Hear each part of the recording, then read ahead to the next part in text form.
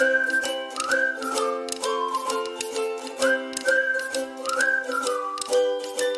Guys, welcome to Sigma learning. आज यार हम लोग नया चैप्टर स्टार्ट करने जा रहे हैं जो कि है स्ट्रक्चर ऑफ द एटम, और उसके हम लोग पार्ट 1 में हैं। और आज हम लोग जो टॉपिक्स कवर करने जा रहे हैं वो है आपका Thomson's model, Rutherford model and charges of particles. ये सारे इंपॉर्टेंट टॉपिक्स हैं, एग्ज़ाम में पक्का आते ही हैं। सो इसको बहुत अच्छे से करिएगा। तो चलिए आगे बढ़ते हैं। सबसे पहले क्वेश्चन आता है कि what makes the atom of one element different from the atom of the other element. Okay, ये जो क्वेश्चन है ना, उसका आंसर आपको इस चैप्टर में मिल जाएगा। और सेकंड क्वेश्चन आता है यार कि are atoms really indivisible as propose by the Dalton, और are there smaller constituents inside the atom. ठीक है, तो ये दोनों क्वेश्चंस के आंसर आपको इस चैप्टर में मिलने वाले हैं। बने रहिए इस चैप्टर में, इस वीडियो में आपको इसका आंसर मिलेगा। तो चलिए आगे बढ़ते हैं। Charge particles in matter. अब आपको क्या करना है, एक एक्सपेरिमेंट करना है। उसमें क्या करना है, आपको एक कॉम लेना है। कॉम मतलब कंघी यार, जिससे आप कंघी बनाते हो अपना, ठीक है, वो लेना है। और उसको आपको अपने हेयर्स के ऊपर आपको उसको रब करना है, राइट। फिर आपको क्या करना है, कुछ पेपर्स लेने हैं। पेपर्स के आपको उसके छोटे छोटे टुकड़े कर देने हैं और उसको आपको कॉम के नीचे में रखना है। होगा ये यार कि वो कॉम से ना, वो जो आपका पेपर है वो क्या हो जाएगा, अट्रैक्ट हो जाएगा, वो चिपक जाएगा। हमेशा के लिए नहीं, कुछ सर्टेन सेकंड्स के लिए। ओके, ये हो क्यों रहा है, ये हो इसलिए रहा है यार क्योंकि दोनों जो कॉम है और आपका जो पेपर है, दोनों में क्या हो रहे हैं, चार्जेस क्या हो रहे हैं, चार्जेस आ जा रहे हैं। अब ये चार्जेस कैसे आ रहे हैं, वो दोनों इलेक्ट्रिकली चार्ज कैसे हो जा रहे हैं, ये सारे का क्वेश्चन आपको मिलेगा। उसके पहले मैं आपको एक ब्रीफ ये बताना चाहता हूँ कि 1919 में एक थॉमसन नाम का जो बंदा है, एक साइंटिस्ट है, थॉमसन नाम का एक बंदा, एक साइंटिस्ट, उसने इलेक्ट्रॉन को डिस्कवर कर दिया था, ठीक है। और 1886 में गोल्डस्टीन, उसने प्रोटॉन को डिस्कवर कर दिया था। अब ये E- क्या होता है और ये P क्या होता है, E- से मैंने इलेक्ट्रॉन को क्यों डिनोट किया, P से मैंने प्रोटॉन को क्यों डिनोट किया, ये सब आपको आगे पता चल जाएगा। चलिए आगे बढ़ते हैं। The structure of an atom. We have learn Dalton's atomic theory which suggested that the atom was indivisible and indestructible, है ना। ये हम लोग पढ़े थे डाल्टन्स के पोस्टुलेट्स में, right. But the discovery of two fundamental particles, that is electrons and protons inside the atom, led to the failure of this aspect of Dalton's atomic theory. हाँ, तो इसमें क्या बोल रहा है कि बेसिकली जो अपना इलेक्ट्रॉन्स और प्रोटॉन्स का जो डिस्कवरी हो, वो आपका डाल्टन्स एटॉमिक थ्योरी का फेलियर हो गया, राइट। जो आपका थॉमसन जो साइंटिस्ट थे, वो फर्स्ट साइंटिस्ट थे जिसने क्या किया, प्रपोज किया एक मॉडल, किसके ऊपर, स्ट्रक्चर ऑफ द एटम के ऊपर। ओके, चलिए आगे बढ़ते हैं। Thomson's model of an atom. Thomson proposed a model of an atom to be similar to that of Christmas pudding. हम इसको यार वाटरमेलन की तरह भी समझ सकते हैं। जो आपके वाटरमेलन में जो सीड्स होते हैं, उसको हम लोग इलेक्ट्रॉन की तरह समझ सकते हैं। इलेक्ट्रॉन जो कि एटॉमिक मॉडल, जो आपका एटम के मॉडल में होता है, उसको अपन वाटरमेलन के सीड के जैसे समझ सकते हैं, एज्यूम कर सकते हैं, राइट। और जो हमारा खाने वाला जो हिस्सा रहता है, जो यहाँ पे आपको रेड रेड दिख रहा है, जिसको अपन खाते हैं, उसको अपन बेसिकली पॉजिटिव चार्ज समझ सकते हैं। अब ये पॉजिटिव चार्ज को अपन क्या बोलते हैं, ये आपको मैं बाद में बताऊँगा, आगे आपको पता चल जाएगा। ये सारे उसका लेखा जोखा है जो मैंने अभी आपको समझाया, ठीक है। चलिए आगे बढ़ते हैं। Thomson propose that an atom consist of a positively charged sphere and the electrons are embedded in it. जैसे कि मैंने बताया यार कि वाटरमेलन का जो खाने वाला हिस्सा होता है, जो रेड वाला जो हिस्सा होता है, वो आपका क्या होता है, पॉजिटिवली चार्ज रहता है। लेकिन जो आपका जो सीड्स होता है, जो ब्लैक सीड्स होते हैं, छोटे छोटे, वो क्या होते हैं, आपके इलेक्ट्रॉन्स होते हैं। ओके, पहला पॉइंट थॉमसन ने ये प्रपोज किया। सेकेंड पॉइंट क्या है कि the negative and positive charges are equal in magnitude, so the atom as a whole is electrically neutral. दोनों क्या कर देते हैं, पॉजिटिव चार्ज और नेगेटिव चार्ज एक दूसरे को बैलेंस कर देते हैं। वो क्या हो जाता है, वो जो पूरा एटम जो होता है वो क्या हो जाता है, एक न्यूट्रल हो जाता है। ओके, चलिए आगे बढ़ते हैं। Rutherford's model of an atom. Rutherford second scientist है यार, जो स्ट्रक्चर ऑफ एटम के ऊपर अपना कारीगरी कर रहे थे, राइट, अपना दिमाग लगा रहे थे। Ernest Rutherford was interested in knowing how the electrons are arranged within an atom. Rutherford designed an experiment for this. In this experiment, fast-moving alpha particles were made to fall on a thin gold foil. ये क्या आपका क्या था, Rutherford जानना चाहते थे कि electrons कैसे अरेंज हुए, किस मैनर में इलेक्ट्रॉन्स रिवॉल्व करता है, किस मैनर में इलेक्ट्रॉन्स वहाँ पे है। ओके, सो उसके लिए रदरफोर्ड क्या कर रहे थे, एक्सपेरिमेंट कर रहे थे। सो वो एक्सपेरिमेंट में रदरफोर्ड ने क्या किया, उन्होंने अल्फ़ा पार्टिकल्स को एक पतली सी शीट ली यार गोल्ड की, उसमें क्या किया, उसको अल्फ़ा पार्टिकल्स को उसमें भेजा। सो देखते हैं इसको आगे कि उन्होंने क्या क्या किया, अच्छे से मैं आपको बताता हूँ, ठीक है। सो ये जो है ना गोल गोल आपको जो दिख रहा है वो क्या होता है, आपका गोल्ड का एटम है। ओके, और ये जो है आपके क्या हो रहे हैं, अल्फ़ा पार्टिकल्स इधर से आ रहे हैं, इधर कोई आपका लाइट सोर्स है, इधर आपका लाइट सोर्स है, वहाँ से आपका क्या आ रहा है, अल्फ़ा पार्टिकल्स आ रहे हैं। सो क्या होता है यार कि जो एटम में ना बीच में क्या होते हैं, पॉजिटिव चार्ज होता है। पॉजिटिव चार्ज के कारण क्या हुआ कि ये जो है साइड साइड में वहाँ पे आपका पॉजिटिव चार्ज नहीं था। सो वो क्या हो गया, ये सीधा सीधा ऐसे निकल गया, ये सीधा सीधा क्या हो गया, ऐसे निकल गया। ऊपर का ये जो दिख रहा होगा ये क्या हो रहा है, सीधा सीधा निकल जा रहा है, ठीक है। इसमें आपको कोई दिक्कत नहीं जा रही यहाँ पे अल्फ़ा पार्टिकल्स को सामने जाने के लिए। बट यहाँ पे जैसे आप देख रहे होगे यहाँ पे क्या हो रहा है, वो डिफ्लेक्ट हो जा रहा है। वो कैसे डिफ्लेक्ट हो रहा है आप ही बताओ। ये देखो यहाँ पे निकल गया, यहाँ पे निकल गया, यहाँ पे देखो ये वापस चले गया, यहाँ पे ऐसे जाके ऐसे चले गया, है ना, यहाँ पे फिर सीधा निकल गया, फिर यहाँ पे के जाके ऐसा हो गया, ऐसा हो गया, ऐसा हो गया।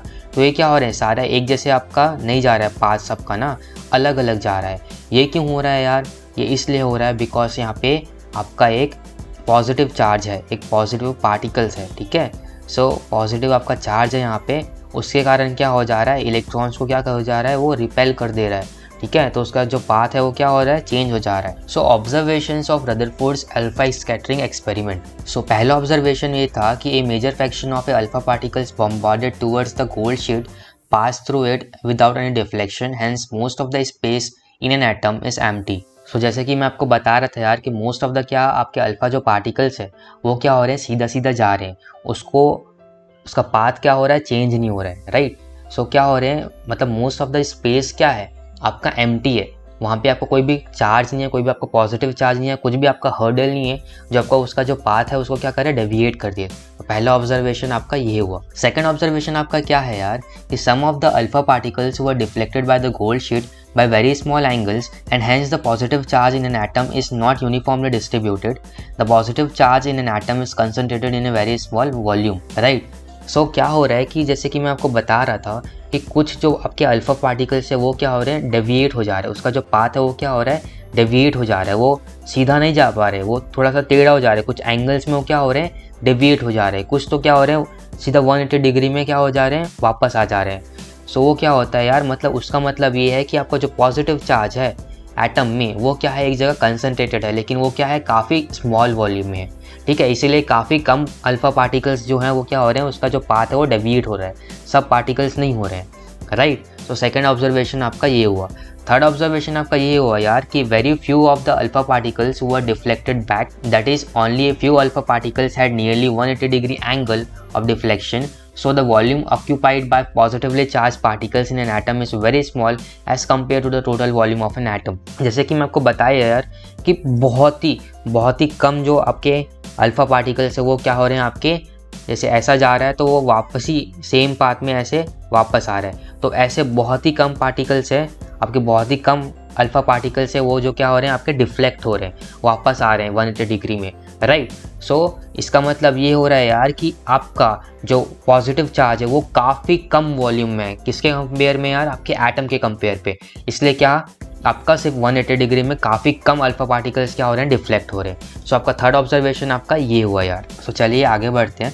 So, on the basis of his experiment, Rutherford put forward the nuclear model of an atom which had the following features.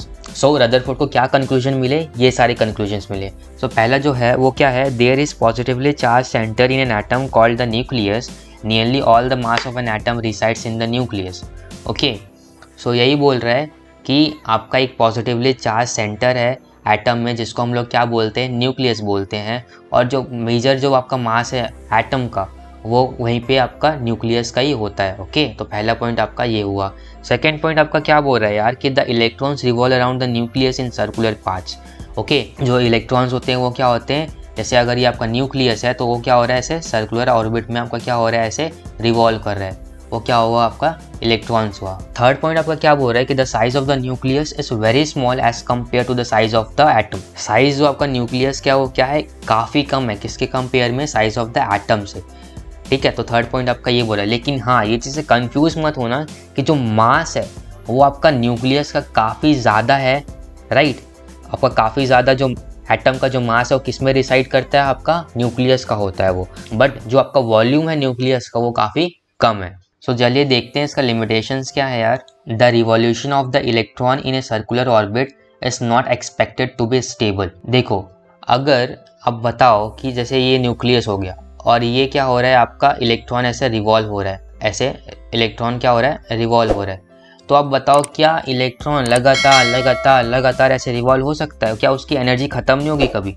तो वो क्या है आपका रदरफोर्ड का जो आपका मॉडल है वो आपका क्या ये इलेक्ट्रॉन की स्टेबिलिटी को क्या डिफाइन नहीं कर पा रही है ना। इलेक्ट्रॉन कैसे अपने आप ऐसे घूम रहा है हमेशा, कभी रुकता ही नहीं है, ये रदरफोर्ड मॉडल आपको क्या समझा नहीं पाया, राइट। आगे देखते हैं। Any particle in a circular orbit would undergo acceleration, during acceleration charge particles would radiate energy, thus the revolving electron would lose energy and finally fall into the nucleus. If this were so, the atom should be highly unstable and hence matter would not exist in the form that we know. We know that atoms are quite stable. वही कि जो आपका atom है उसका stability को ये जो है रदरफोर्ड मॉडल वो क्या हो रहा है कम एक्सप्लेन नहीं कर पा रहा है, राइट। सो ये क्या हो जा रहा है, ये आपका रदरफोर्ड का क्या हुआ, आपका ड्रॉबैक हुआ। ड्रॉबैक को अपन और क्या बोल सकते हैं, अगर एग्जाम में अगर ड्रॉबैक नहीं आया तो ये दूसरे फॉर्म में भी आ सकता है, उसका नाम होता है आपका लिमिटेशन। तो ये जो रदरफोर्ड मॉडल है यार वो आपका काफ़ी इंपॉर्टेंट टॉपिक है और वो आपके एग्ज़ाम में आने के चांसेस काफ़ी ज़्यादा है, राइट। और आपका ये जो थॉमसन्स है वो भी काफ़ी इंपॉर्टेंट टॉपिक है। तो ये जो आपका इसके बाद हम लोग पढ़ेंगे बोहर्स मॉडल। सो उसने काफ़ी अच्छे तरीके से बताया बोहर ने, तो हम लोग वो नेक्स्ट वीडियो में कवर करने जा रहे हैं। बट हाँ ये जो तीन है Bohr's atomic model, Rutherford atomic model, Thomson's atomic model, ये सारे जो इसमें से कोई ना कोई एक आएगा ही, कोई ना कोई एक आएगा ही। या तो बोलेगा कि उसको एक्सप्लेन कर दो प्रॉपर डायग्राम के साथ, या तो बोलेगा कि उसके लिमिटेशन बताओ ना, मतलब कुछ ना कुछ आएगा ही यार। यहाँ से आपको कम से कम ना मिनिमम 5 से 6 नंबर यहाँ से आपको मिलेंगे ही मिलेंगे, राइट। तो प्रॉपर आपको क्या करना है, इसका डायग्राम बनाना है, इसका जो थ्योरी पार्ट है उसको अच्छे से समझना है। मैंने इसको अच्छे से समझाने की कोशिश किया यार, राइट। इसका लिमिटेशन भी आपको समझना है, इसको रटना नहीं है, आपको ये चीज़ समझना है। Okay, so that's all for this video यार। अगर वीडियो पसंद आया होगा तो प्लीज़ लाइक कर दीजिएगा एंड चैनल को प्लीज़ सब्सक्राइब कर दीजिएगा। और हमारा एक इंस्टाग्राम पेज है यार सिग्मा लर्निंग के नाम से, सो जिन लोगों ने अभी तक उसको जाके फॉलो नहीं किया है तो जाके प्लीज़ उसको फॉलो कर दीजिएगा यार। So that's all for this video यार। अगर वीडियो पसंद आया होगा तो प्लीज़ लाइक कर दीजिएगा, चैनल को प्लीज़ सब्सक्राइब कर दीजिएगा। फिर मिलते हैं नेक्स्ट वीडियो में, तब तक के लिए जय हिंद, वंदे मातरम।